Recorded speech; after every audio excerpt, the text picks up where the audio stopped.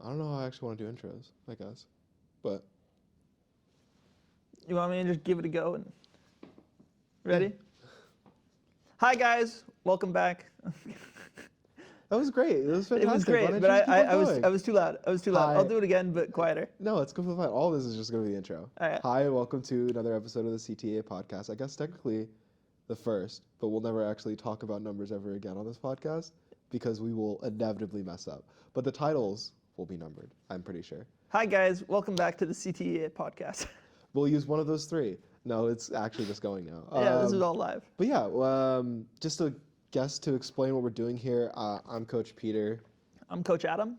And we work at CTEA, or Connecticut Esports Academy, which is a gaming group designed to help and provide physical spaces like this one that you see right here for adolescents to be able to play in adolescent esports leagues in safe environments, both digitally and physically, so they can get a taste of the esports world, whether that be ultra competitive or just to look for friends who play or have similar niche interests to the things that they have, from Minecraft to Sea of Thieves to, getting really, really like competitive within, high level Fortnite, high level Overwatch, Valorant, League of Legends even. Mm-hmm.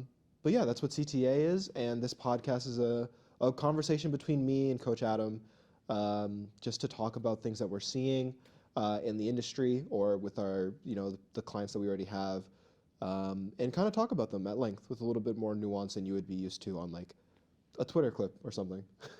Yeah. But yeah, no, it's exciting to start this up properly, actually be uploading these to YouTube. So if you're watching there, please subscribe to the channel. Check out our other social media posts where these will be cut down into small little short form videos. But why don't we, I guess, just jump in today's topic? Go for it. So I guess I want to sit down because we did a couple of these test episodes, and so one of the conversations I enjoyed the most was our one about tryhards, which is like something that we hear a lot from our kids that we play with. Mm-hmm. Is like, oh, I just got killed by a sweaty tryhard in Fortnite, or like this guy's just like a building tryhard, or sweaty gamer. I think I hear a lot as well. Yeah. I think it's really interesting. It's weird. I didn't really grow up with that terminology, I guess. Did I? No, it wasn't that common, I guess, for me back in like Call of Duty days and Halo and stuff. The first time I really heard about the term sweat, at least, really was in Fortnite, where, Oh yeah. and I think that's largely because Fortnite started as a very casual game. There weren't many competitive people, and so people, play the game, get home from work, get home from school, play a couple games. They don't even know how to build. The most like building they do in Fortnite would be like ramping up to the roof of a house, or like people wouldn't even pull out their pickaxes to break walls at this point in Fortnite. When you look back at like season one Fortnite, like the level of play is like wildly different to the level of play that you see nowadays. The average gamer in Fortnite these days is doing stuff that would make you probably the best in the world back in season one of Fortnite. Unironically, like most of the kids that are on our Fortnite teams here would probably be in that like top 1%, like competing at a pro level at like day one of Fortnite. Interesting. So then like the prevalence of the term sweaty gamer was kind of a pushback against all of these people getting very good at what was essentially a casual game for a very long time. Mm-hmm. And Exactly. I definitely find that interesting. It's pejorative, I guess, which just kind of means like a word that's designed to be offensive. And like, it's very interesting to see a bunch of like, kids who are at the beginning of their gaming careers call other people sweaty gamers when they are coming here to try and like get better themselves. Mm-hmm. So I guess, what do you think about that? What do you think about like, people pushing back against people who are beating them and are better than them by attempting to insult them? I think it's kind of silly. And if you like really think about it, when you say like, oh, that guy was so sweaty, most of the time it's because that guy killed you, right? And pretty much every time that just means they played better than me, which it's always annoying when someone is better than you and beats you, but that's the way gaming works, and that's how all competition works. The better player wins just about every single time in every single competition. Yeah, and actually, I'd like to push back against that and talk a little bit about cheese, because do you think that, because it's not very often that you see someone like get flamed for using cheese, or, well, no, I definitely think that you like hear people get flamed, which is just like a term that means just like, you know, roasting or making fun of another person for using cheese. But like sometimes people do win because they're either sweats and tryhards or they're abusing some sort of mechanic in game. Mm-hmm. But I do think both elicit the same reaction from me, at least the one that you just made, of just like, realistically, they just knew more about the game and were able to abuse said mechanic that hasn't been patched out or punished from the developers to win in this instance. Like, if in Fortnite there was like a really, really OP gun and you die to it, like, it's the gun and the player. You can call the gamer sweat, and then you can call the strat that they used, the gun, cheese. But in both instances, if you had that knowledge, would you not use it as well? It's the best advantage that you have to be able to beat another person. Yeah, I think there's a lot to that, right? So first of all, like cheese to me is it's just, you know, finding that advantage to give yourself a leg up.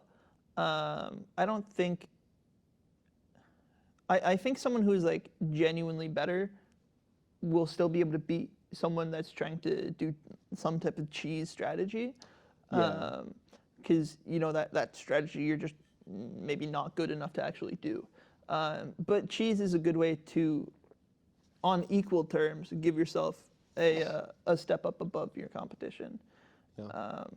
And as far as sweat goes, something I wanted to like clarify earlier is like, so where sweat first came from was from someone who, you know, tried so hard that they physically would be sweating, right? From how much effort they'd be putting in. Oh, insert meme of guy sweating. Exactly. I don't know if there was a correlation between that meme existing or if the terminology already exists and then that meme was created by that guy. I think the meme was older, probably. Interesting. I will do a little bit of research and you'll probably see a small blurb at the bottom that explains the research that I found out. Yeah, but so again, Fortnite, which started as a very casual game, when there were people that took it super competitively, they were trying really hard, and that's where that term sweat came from. So then whenever you were just casually playing a game of Fortnite, this is the classic example was Season 1, Chapter 3 with the John Wick skin. Yeah. The level 100 reward for the Battle Pass. Technically, you could just buy it, although that was, you know, like $100 or whatever to buy, so most people wouldn't do that, right? Yeah.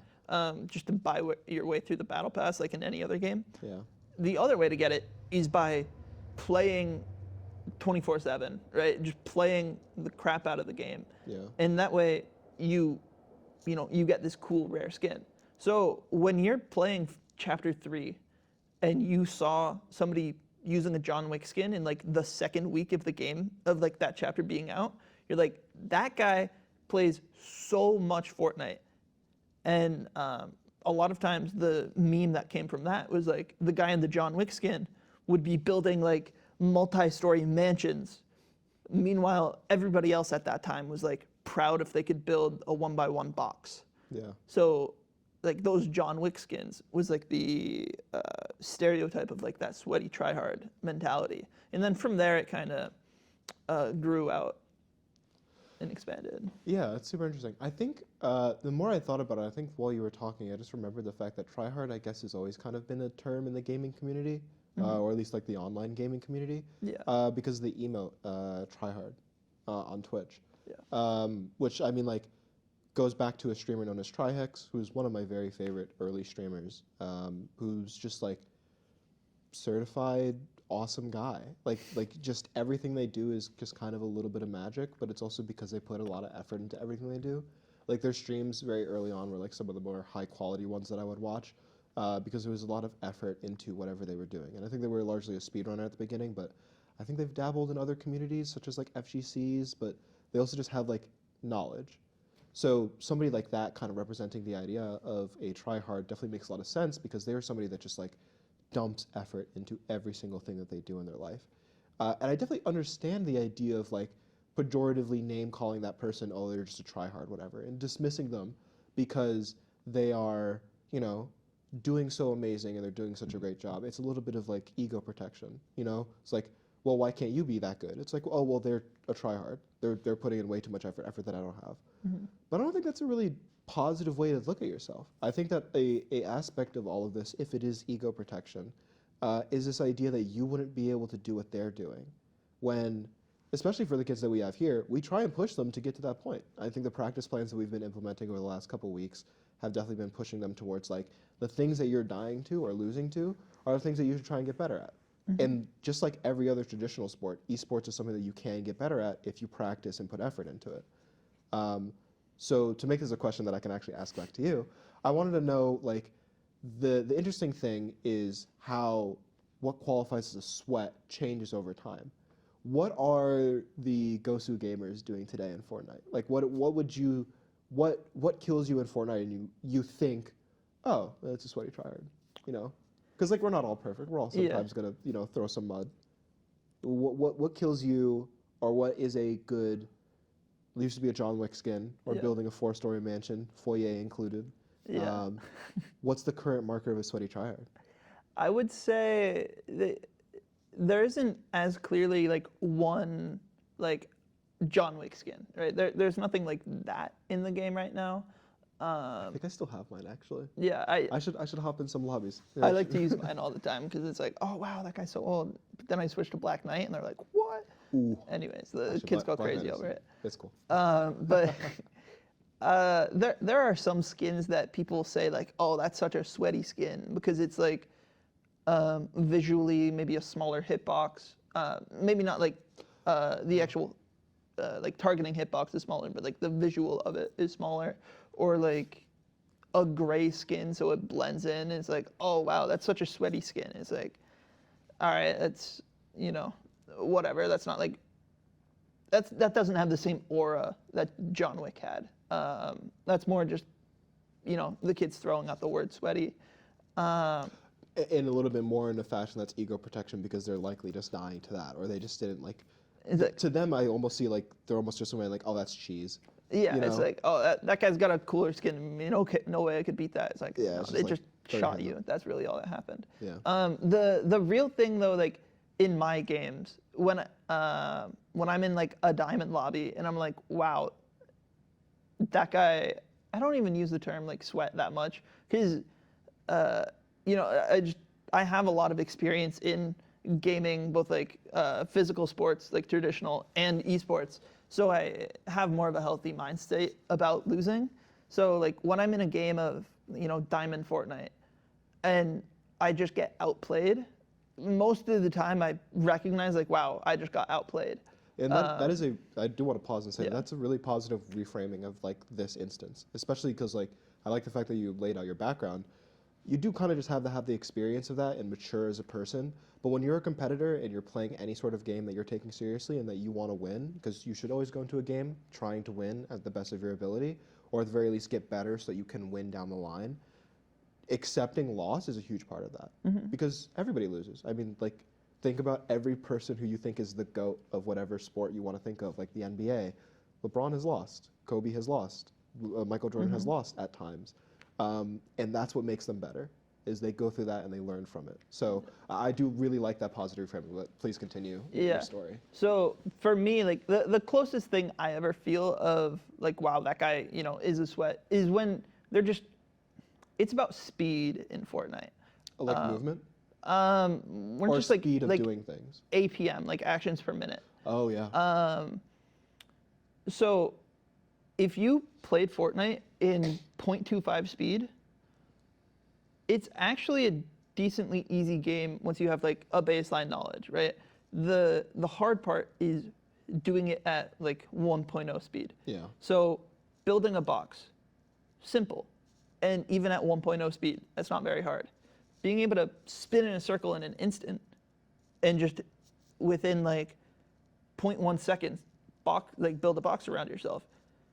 That's not super hard, but that's like that next step. And then a step beyond that is being able to just in a snap edit out like a hole in your wall to run through. And being able to do that in a snap second. Like the speed of being able to do that is really what separates a lot of people throughout all levels, right? If you're a gold player and it takes you a full second to edit a wall versus diamond, maybe it takes me like a half second. And then when you get to like champion unreal, it really is like less than 0.1 seconds to be able to just snap, just right? So when I see someone coming at me and they just in a snap edit a hole, put boxes around me, all of this in just a snap second, it gets really overwhelming. And that just speed difference is where I feel like I would be like, wow, that guy that guy's a sweat, that guy's a tryhard. But again, that's largely just because they're better than me and they've put more time to practicing that component. Yeah, and when you get to that point, you'll also be doing that to other people, right? Yeah, exactly. And I think that that's kind of like something you have to look at is like trying to see the forest through the trees, which is like to say that like, especially if you're trying to get better, you have to understand that you're going to suck for a bit. You're not going to be the god gamer the second that you step onto the server. You do have to practice all these things, especially in a game like Fortnite, where there are, going back to a previous conversation that we had, a lot of pillars that you could be good at. Because I think it's interesting to say that there's like this linear expansion of like how fast you can build as you get towards Unreal. I imagine that that is a large portion of it, but it's also about knowing when to build certain structures. Let's say you still have like a 0.25 build speed for all the basic structures like tunneling or like boxing or ramping or reinforced ramping. If you don't know when to actually use those, you could still lose, even if your 0.25 is faster than the 0.5 of somebody who's walking at you with a shotgun, right? So I think that it's definitely interesting. A game like Fortnite is really interesting because there's a lot of pillars of mechanics or things in game that you can be very good at. And depending on where your pillars are, you might want to stand on one for certain instances. And this is kind of like truncating a very long conversation, a great conversation that we had previously about like pillars in gaming. But Fortnite is a great game for that reason. And I think that as you go up the ranks, you'll start to see people who are like, oh, this person's a really fast builder, but they might not know how to build fast, right? So you might think that they're sweaty because they're fantastically good at building, but they don't really know about positioning or when to rotate or what guns to have or loadout management. So you could get them around like that, right? Maybe you just have better movement, you use shockwave grenades or whatever type of movements in the game currently, in the current season, and outplay them still. So I think that's another like good way of looking at like the tryhard thing is that nobody is perfect. Nobody, like, think about the best gamer in whatever respective esport title.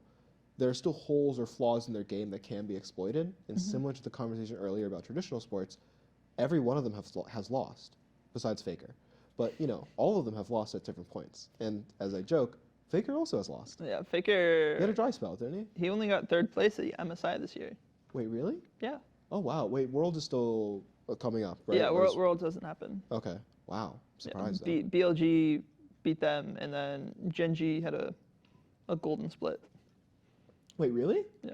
Wow. Wait, not even I think like they went even in matches? I think they went undefeated in the regular season, whatever. Wow. And then in LCK, they went undefeated and won the LCK, and then they won through the winners bracket in MSI.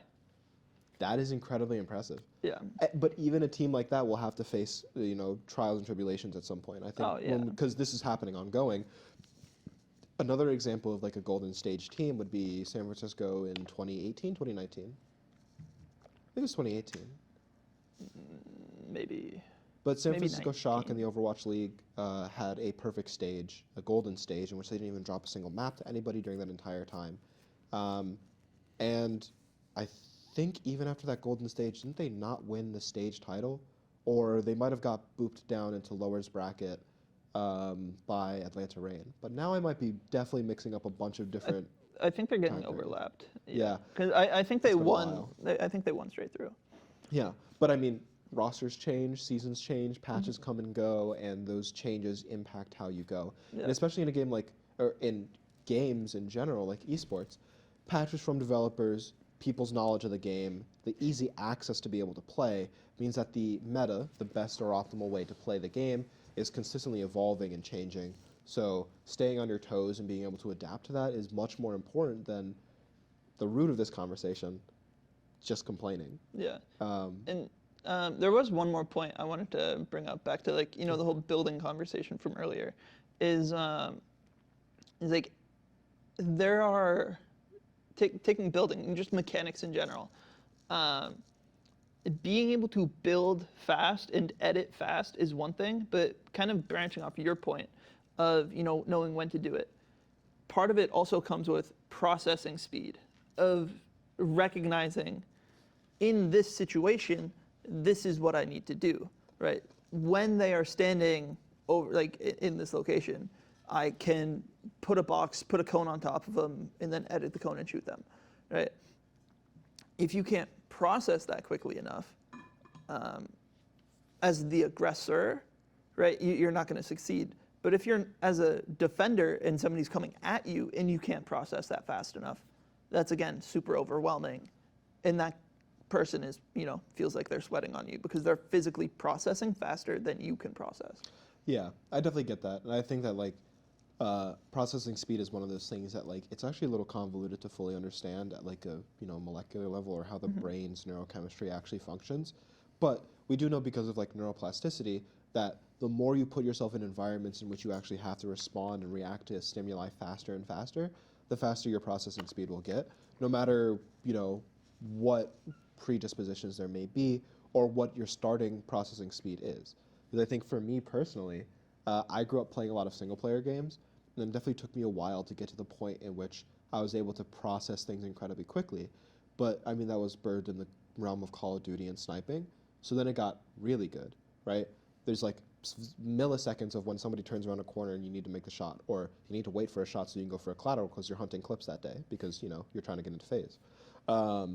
And you're on Nuketown and you have a DSR and you're holding right lane and all right. Sorry, I love Call of Duty. It was really good. But that also went away from me after a while when I went back to single player games. It's not a traditional single player game, but Destiny for a long time actually took away a little bit of that processing speed because I never played PvP. I'd always play against PvE environments, doing solo runs of raids from everything from Crotas to Wrath of the Machine. But that processing speed did lower for me, and it was definitely noticeable because then when I got into Overwatch and I got my first PC, forgot the second letter there. When I got my first PC going to college, I remember my processing speed being a lot lower. I was also moving from controller to mouse and keyboard, but I could tell, I was like, this is so weird. I'm playing slower than I used to when I played competitively in Call of Duty, because I played wagers, I played 1v1 matches, I would take on all oncomers, but when I went back to it, playing competitively, I wasn't able to keep up. So it took me time to actually get back into that rhythm. And now I would definitely consider my processing speed to be one of the better factors in in my arsenal, in my bag. But it's complemented specific to Overwatch. I think that if I went back to Call of Duty, even though my processing speed is as high as it's been, I still have to get back to the physical mechanics of it and actually holding a controller, as well as the fact that I got to relearn the guns, and remember sight lines and where I would hold and all this different stuff. Yeah. But all this is to say that human brains are very malleable, and especially for adolescent gamers, when you're coming in, if you can get over this idea of getting up or feeling like you're hitting a brick wall because somebody might be better than you, if you know for a fact that this is just part of the journey and that you are going to get better if you continue to go up against those people and learn from those mistakes, you will be as good at them as them, if not better, because of the fact that you started so early. A lot of these people are much older than you, that you're just running to in ranked. And if they're not, they're on the same journey. They're probably also playing in tournaments like that we're putting our kids into to get them better and get them that experience. Yeah. So I guess something to throw back to you is, what do you think about the learning process from this? Do you ever think that there's a gap between you and the person you lose to so large that you can't learn anything from that instance? That's actually a really interesting question. So there are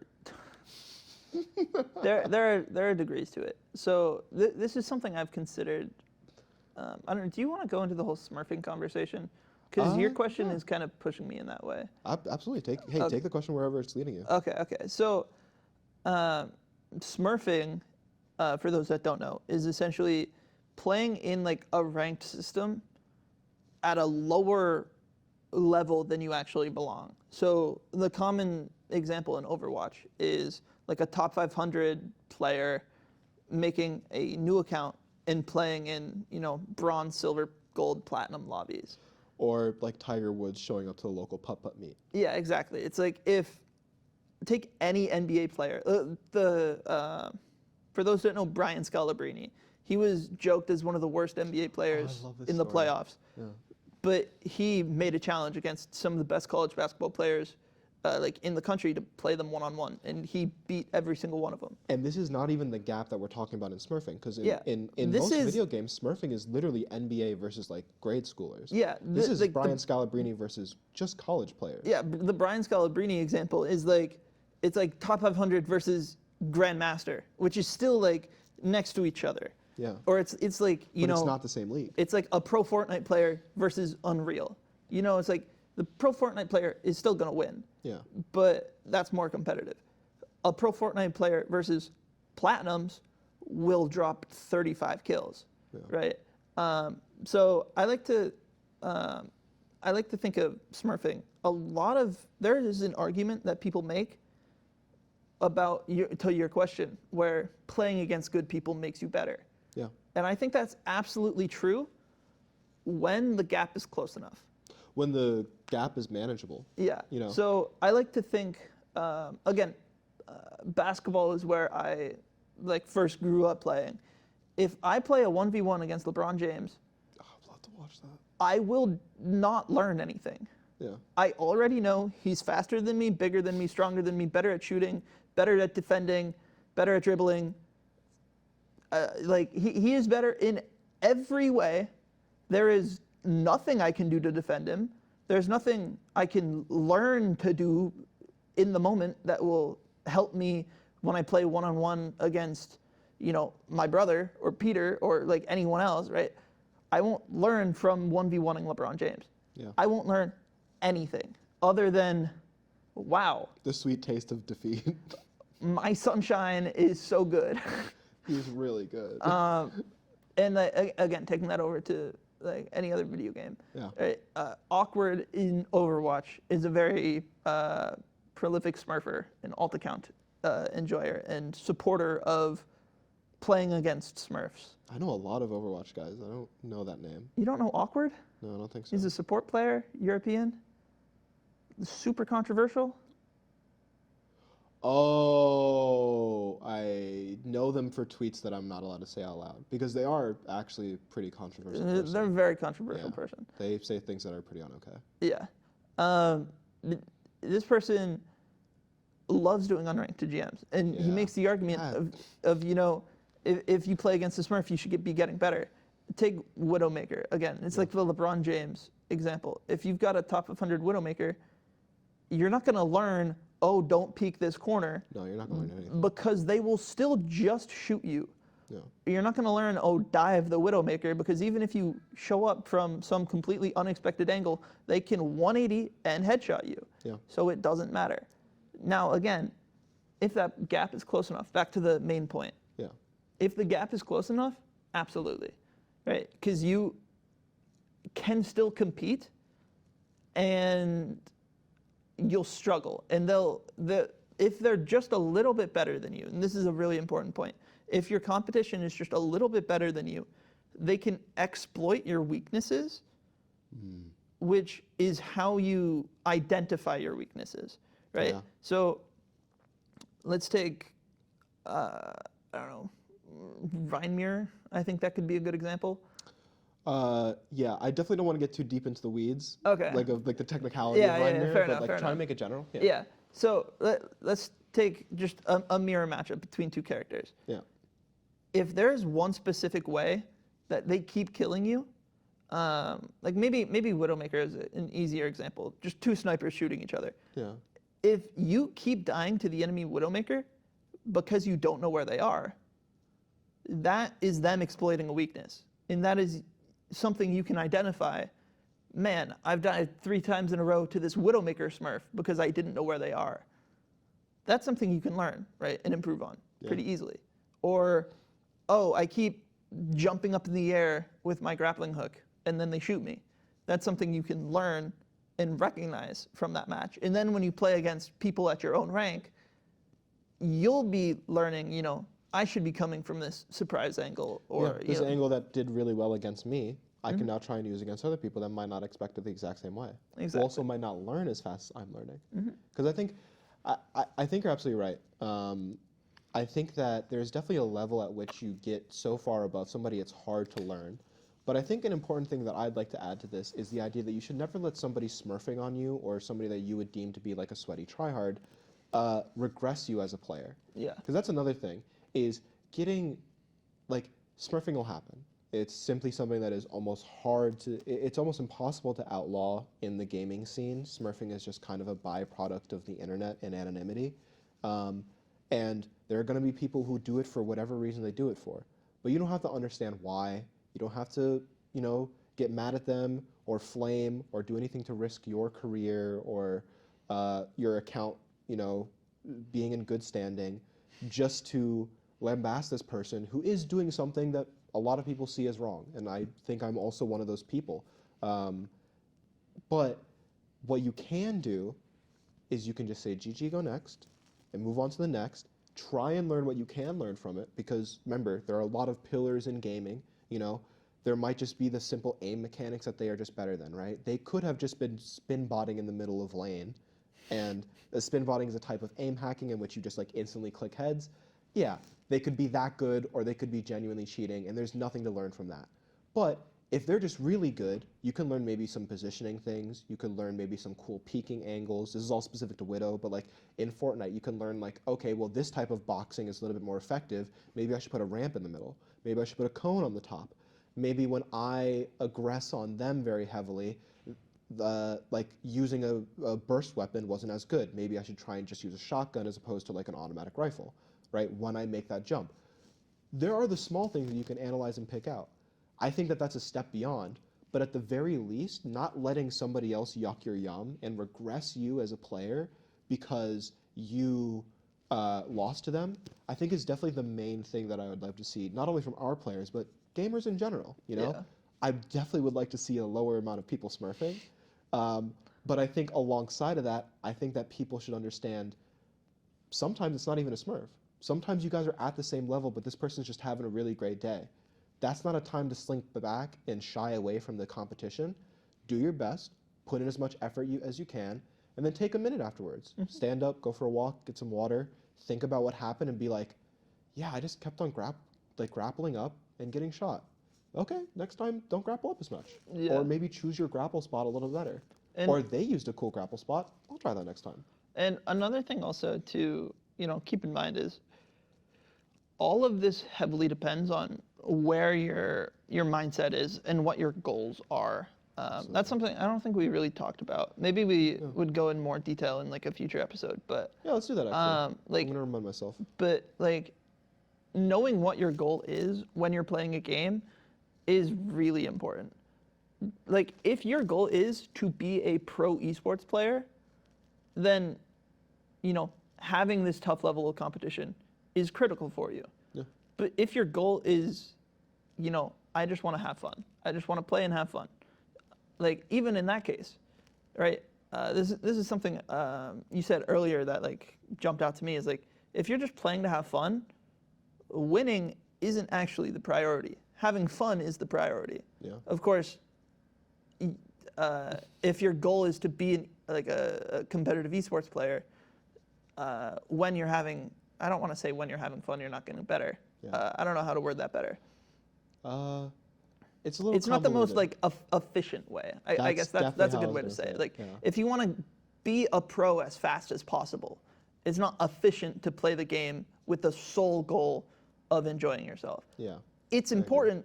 You're not gonna make it. Let me also say this, right? On the other end, you will not make it as a professional player in anything if you're not enjoying it.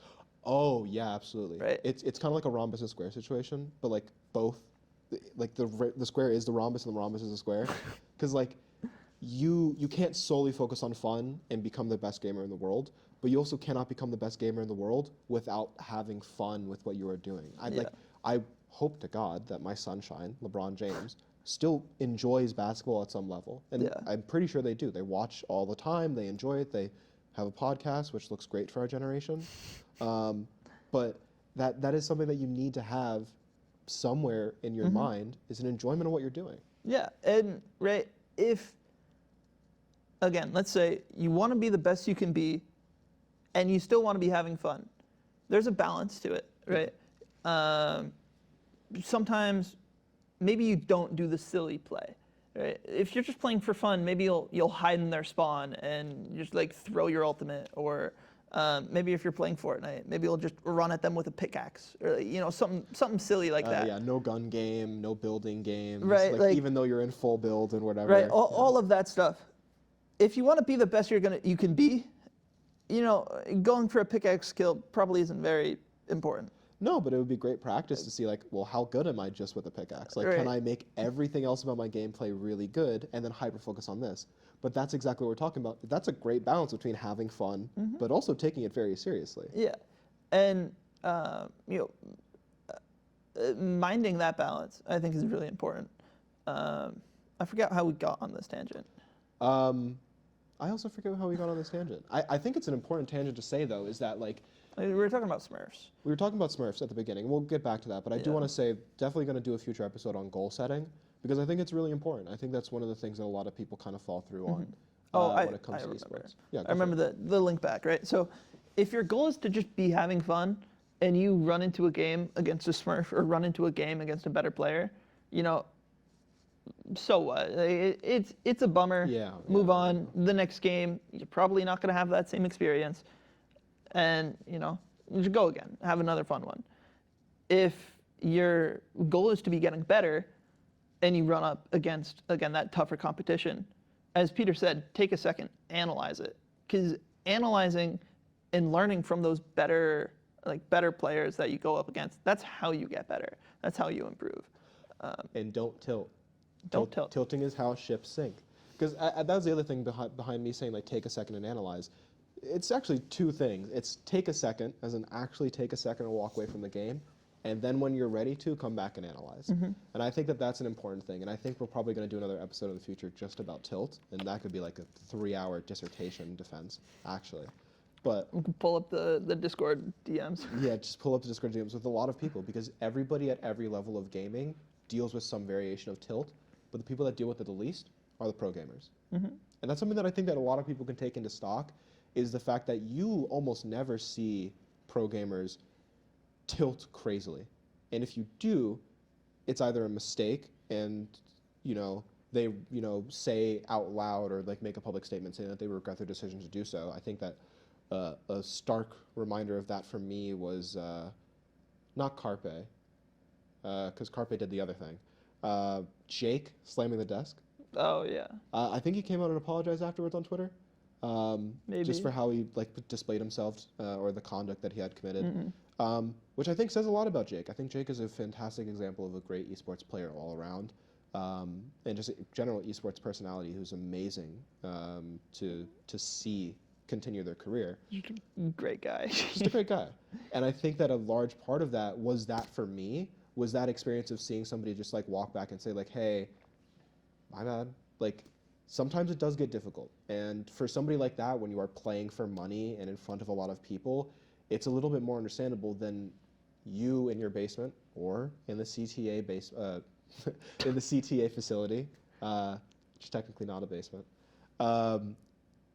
and getting tilted. I think that there is a difference there. And I think that you do have to kind of have that perspective and understand that, like, you as a potential adolescent gamer, trying to get better, trying to find your way in the world and start your career, you're going to have setbacks. You're going to lose sometimes. But you're also not playing for money right now. You're not playing, with the fate of the universe on the line. And even if you were, as Jake said, it's inefficient to tilt. You just get pissed. And the only reason I think Jake did it was the end of the game. Tilting in the middle of the game or the first time you die in a gaming session, like your first drop on, it's like, how do you think the rest of your drops are going to go? Probably not the best, because your mental is already a little bit frayed. So, and I do want to leave this for a much more longer, in-depth conversation, but connecting this back to smurfing, it's going to happen. It is kind of just a byproduct of the internet. But when it happens, you get to control how you react to that. And I think that's super important to remember, is we've talked a lot about positive reframing and how you can look at it, things that you can still glean from it still, and answered an important question of like, whether or not there is a level at which you're getting smurfed on that you just can't overcome or learn something from that instance. And I think we both kind of agree that you can always glean something. You know, Yeah. it might not be the most if Luka Doncic is on the server. Yeah. And who's the other NBA player who plays video games? Gordon Hayward plays League. Wow, There are also didn't see that one coming. there's a football player who's a pro Rocket League player, I think. Really? Mm-hmm. Wow, that's crazy overlap. But yeah, and I imagine they're very good at video games because they're also pretty good at sports to get to that level because they understand a lot of the lessons and things that we talked about today, Yeah. which is like growth mind state, learning from every instance, as no matter how arduous it is, and then also trying to not tilt. But we're going to get a little bit more into that as well as goal setting on a future podcast. I think that's a pretty good place to end it. Mm-hmm. Any other things you want to say? Yeah, I guess the last thing I would add is just tying the smurfing back into the older topic about like tryhards and sweating, right? If a person you're going against is smurfing, a lot of the times they're not sweating at all, right? Yeah. A lot of the times They're just better. they're literally just better and they're super relaxed, but this is their level when they're playing at their strongest. This is their level when they're playing relaxed. This is your level. Yeah. Right. And that might be where you're trying your hardest too. Yeah, and this might be you trying your hardest. Maybe this is you at your relaxed level. And like these tiers. And now think about it. This is that Smurf just relaxed, right? And you're here. And let's say you go Super Saiyan for 1 round, 1 life, 1 death, whatever. And you're here. And you make that person sit up in their gamer chair. And you make them go to here. That's victory. Yeah. You should take that as a huge victory. I genuinely have always thought that before because I've been in pretty mismatched. We've both been in very mismatched like tournament matches and collegiate tournaments and stuff like that.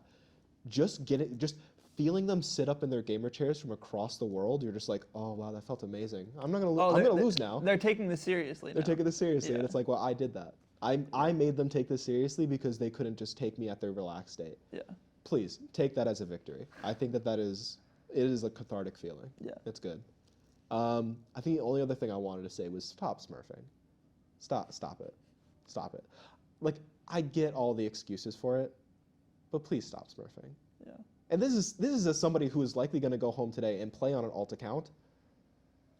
Stop smurfing. It's terrible. It's really bad. I'm honestly just talking to myself who's going to be editing this later because I'll be editing this during Overwatch queues when I'll be smurfing with Jack. So, but it's different because I'm literally only 1 rank above where my alt account is, and I will not be playing support. So This is the example. Like this is smurfing versus alt account. Is the older brother playing, or it's like somebody on the high school team playing a JV teammate in like a 1v1 instead of an NBA player playing the high school's teammate. yeah, I guess so. It's Or close enough. Or like the JV team just didn't have 5 for the game, so they needed somebody from varsity to actually step down to play the game. It's like that's more of what I'm doing today is like Jack just needs to play with somebody before he goes to New York. So he asked me and I'm like, listen, okay, buddy, but I will be on an alt and I won't play support. Yeah. And again, another impactful thing is the 5v5 means that one person's impact is less than in a 1v1 matchup. Also, with recent changes to the Overwatch ranked system. Let's not get too much into the weeds. That's it. Yeah. That's it for today. But thank you so much for watching. Do you want to try and hit us with an outro? You did pretty good on the intro, except you didn't finish through, but just follow through this time. Yeah, well, anyway. Yeah, all right. Red carpet's yours. This camera, this camera, this camera. You interrupted my outro. Sorry, my bad. All right, and cut. No. All right, thank you guys for watching. Make sure to hit the like button. It really helps us out. Subscribe to see future episodes with the bell notification so you never miss an upload. And, hit the comment section. Let us know what you thought about the episode, what you thought about our topic, smurfing, alt accounts, tryhards, sweating. Like, what does sweating mean to you? I think that's a great question if you want to answer that. What does it mean for someone to be a sweat or a tryhard in your eyes? And lastly, thanks for watching. Yeah. Thank you very much for watching. Bye. 1, 2, 3. 1, 2, 3. Rock, paper, scissors, who goes up and turns off the camera? This is my running bit for the rest of the podcast. Every podcast. Come on, let me dial in. Rock, paper, scissors. Shoot. Says shoot? Shoot. Says shoot? Oh, I lost. What is So I have to go happening? get my phone. Are there rules and regulations to this thing, man? I just want to know.